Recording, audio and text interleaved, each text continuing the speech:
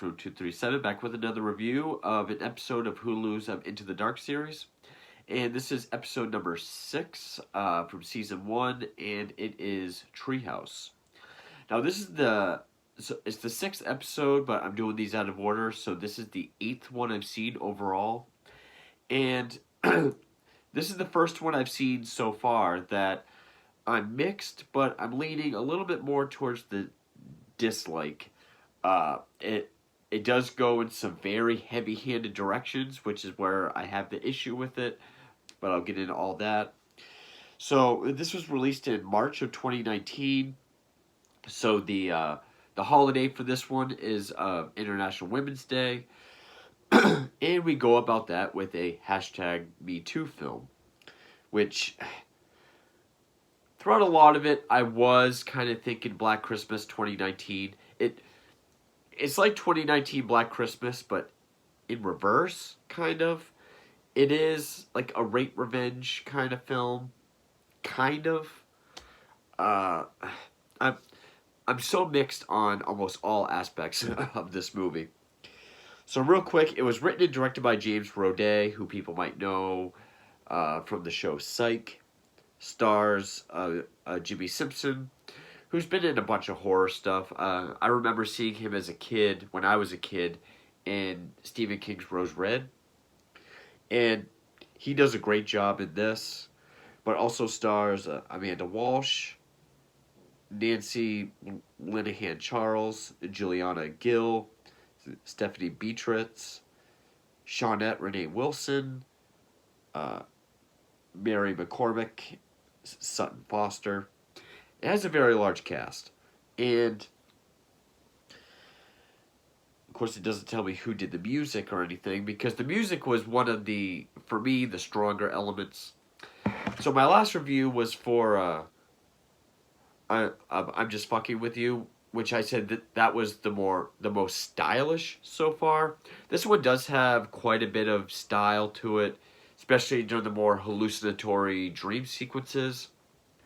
However, there is a lot of CGI. Normally, I would bitch about that, but I know this is a TV budget, granted not like a cable network, but a Hulu budget, but the CGI still doesn't look that great. And real quick, the plot is Jimmy Simpson plays this guy named Peter Rake.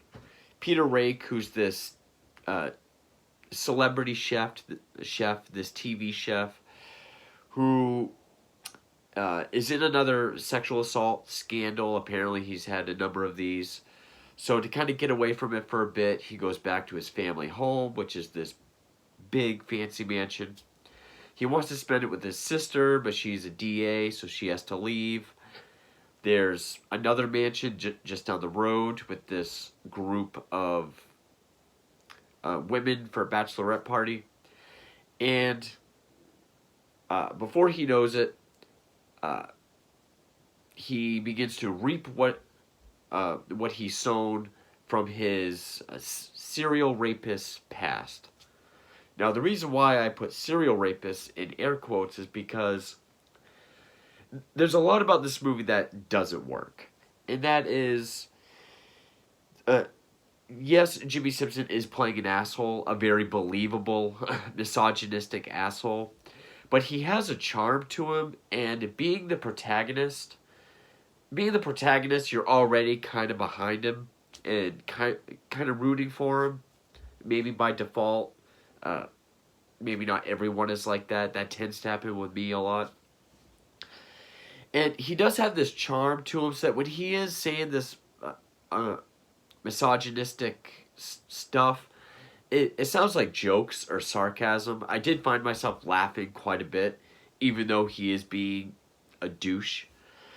But this movie doesn't do enough to make us really hate him.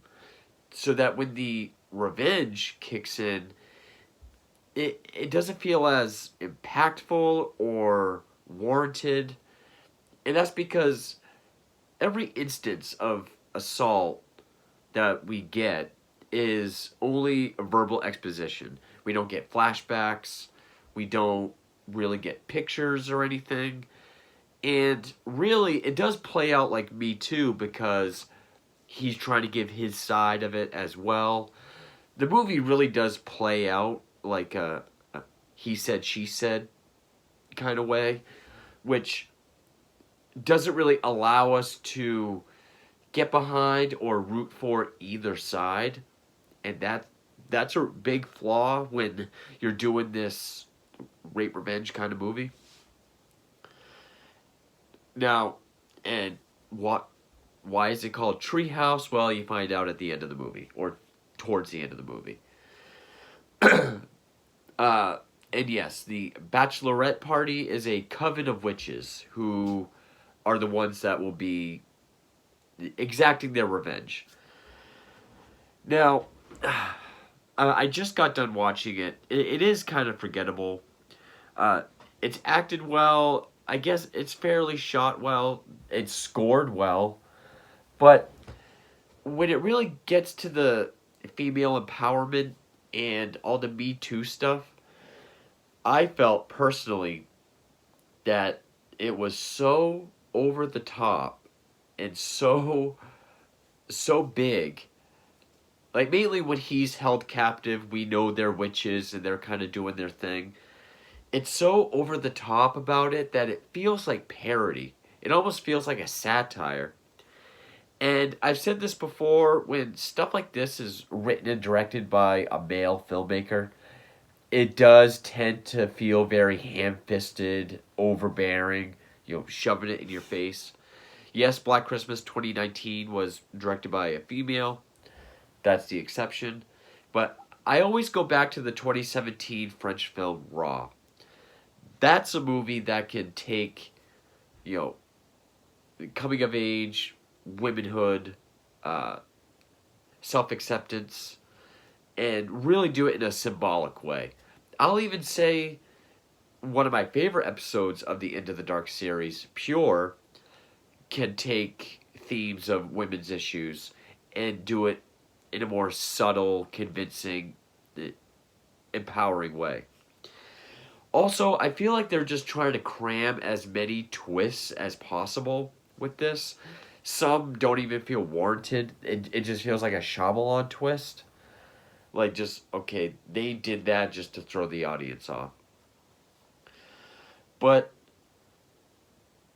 okay, some of the interesting aspects is, okay, so he has all these women over because not only is he trying to get away from the scandal, but he's also working on these new recipes for his show. So he wants to cook his new recipes for this group bachelorette party. And yeah, he's making all these condescending, misogynistic jokes and quips the whole time. And he's clearly getting drugged. So he wakes up, and there are some creepy moments. Like when he first wakes up, and there's like the figures and the cloaks with the creepy masks coming towards him. And then there's one just running down the hall with the dreads. Like, okay, that was actually creepy. And the room with the peacock cage, and there's like the pagan tree figure. That looks well. It looks cool and everything. But so like each woman is like a different kind of witch. Like one's more modern day, one's a pagan, one's more satanic. But also each one kind of represents one of his victims. Like the leader, Kara, her sister was the first victim. A girl that he raped as a teenager. No one believed her, and so she committed suicide. And all the while he's trying to explain himself. And if we don't get any flashbacks, normally I say exposition and more information feels spoon-fed. But here, you really want us to hate the guy. You want us to root for the witches. You want the rapist to get revenge. But we don't know the extent of how bad it is. And I know that sounded bad, but there is a line where, you know, he even says, like, did you just use the word rape? Like, no one knows what that word means anymore. Like, this is a line of dialogue that he says. We don't know exactly what it is he did. So the whole movie stays a he said, she said kind of scenario. But the way the witches act, to me, it was so over the top, and I knew right when they're having dinner, he notices a symbol tattoo, and he asks what it was, and they all hold it up and they say, sisterhood. And I thought, okay, this is gonna be Black Christmassy, which of course Black Christmas, it's the fraternity toxic masculinity cult. Here it's the coven of witches that punish men for doing evil things, or in the context of this film, men doing men things, I guess. I will say the overall twist I did like. I think there was a way they could have done it better, more effectively. But, and I know there's going to be people that find this movie very insulting. Because, this movie was to celebrate National Women's Day, or International Women's Day. And, spoilers, the guy lives. In fact, he doesn't even get tortured. It's implied that he's going to, and I know what they're going for. They have him chained up and he's paralyzed. They put this spell on him. They put makeup on him in girls' clothes. They humiliate him. They put a crossbow aimed at his balls. And then by not harming him physically, when it's all over, I understand that they just want him to feel the trauma, the humiliation that his victims felt. Which, okay, that's an interesting aspect. As is interesting to do this kind of film through the male perpetrator's point of view, making him the protagonist. But there's really not much I could say without going into spoilers. So I'm just going to have to go into spoilers now. But it is well acted, but if you don't want to watch a movie just because it's woke, then stay away from it.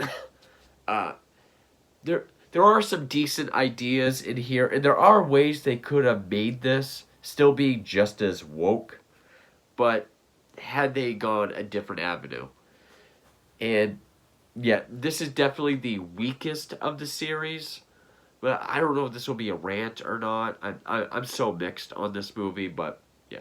Getting into spoilers now. One part I did like is because the girls are so like oh, heaven so much. It reminded me of the Brenda character from Urban Legend, which I just reviewed. So over the top and almost kind of be like bullies. So that when he does get the upper hand while he's chained up and paralyzed, talking to one, it's like kind of playing Hannibal Lecter with her, like, who was it that hurt you, huh? Is it Dad? She gets really pissed, gets under her skin. One thing that was interesting was because they don't give us flashbacks, they don't show us any of the assaults to help us hate him, but two of the witches reenact one of the events, which was a female journalist that wanted an exclusive. Supposedly, they kissed, she bit him, he still had his way with her. They reenact that in front of him. And then it gets to a point that one gets on top of him, is like, you think because you're on TV that you could touch her, even though she said no? I thought, okay, if they're not going to show us humiliate him by acting it in front of him, okay, that's new. I'll give him that. He is able to escape to a point and runs down the road. Sister catches up in the car, find out that she's in on it.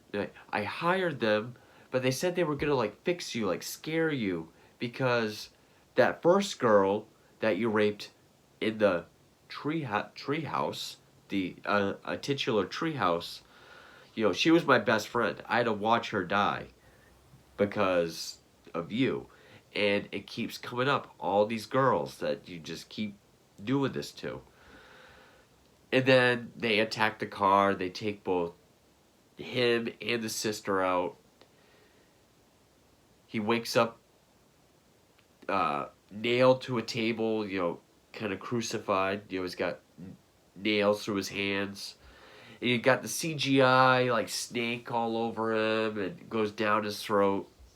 But then he wakes up and he's fine. He wakes up almost like when he went up to pass out before everything happened. And this is the part of the twist I don't mind. It goes Last Exorcism. It shows the girls packing up, and they have like the fake bloody nails, and we see them packing up the special effects. So they don't have supernatural powers. If they do have witch beliefs, they don't possess any powers. It was all an elaborate ruse to make them think that they're powerful witches. I didn't mind that. It kept it grounded. I was like, oh, I didn't see it coming, so I was like, okay, that's cool. There was another twist where his elderly housemaid, who is one of the best characters in the whole movie, you find out her son is like the creepy guy that runs the bait and tackle shop down the road, and he's a product of sexual assault by Peter's father. And so she's in on it as well. And pretty much, and this is where people don't like it, because the whole thing about how rapists can be rehabilitated, and maybe that's why they didn't show anything, because if they did, you're not going to get any audience behind him and think he can change. But they pretty much make him believe that they're going to be watching, and if he hurts anyone else, they're going to come back for him. And then he goes and he gives this heartfelt speech to his daughter, which I like that scene, about how don't take any crap from me ever again, lies or anything, or any other man in your life. I liked that scene. That was well acted. Did he really change? I don't know. Can people like that change? I'm not here to say. But what would have been more interesting would be, okay, keep the twist that, okay, they're not witches. It was all special effects and they toyed with them. Either keep that, but then don't talk to him after. And he just goes through life afraid of women. Like, sort of symbolically make him like a victim. Like, he's too afraid to talk to women because, he might get in trouble. Or better yet, make it so it was all a dream, a nightmare, and they come by to thank him for dinner, but he's afraid of them, and he goes through life afraid of women, and they have no idea what he's talking about because it was all a dream. I would have gladly accepted that, but this movie really does get silly, and it's so over the top, whether the whole sequence when they're witches or after when they're all having a toast after a job well done. It felt like parody. It felt as big a satire as the laughable Black Christmas. Granted, this is a much better movie than Black Christmas 2019. And there were some good ideas. I mean, sure, the whole thing where they reenact an assault in front of them. The the fact that they're not really witches, it was all special effects, and that they kind of go around being hired by victims or loved ones to scare, like a scared straight, a predator. Okay. But I'm so mixed on it. It had some good ideas, but either went so over the top with it, or it just wasn't executed as well. Or you can see where they're coming from, but you can think of a better route that it could have gone. So yeah, so far this is the worst of the Into the Dark series so far. It's definitely the most Me Too film I've seen. But yeah, I was actually thinking there was more I wanted to say while I was watching it, but it's so forgettable that even in the now 20 minutes I've been sitting here talking about it, I've already forgotten a lot of it. But yeah, definitely, even as far as rape revenge films go, it's very original. I've never seen one where we follow the rapist as the protagonist. And it does kind of just have this moral message of, you know, respect women, as if we don't already know that. I will say this is also one of the more Tales from the Crypty type ones.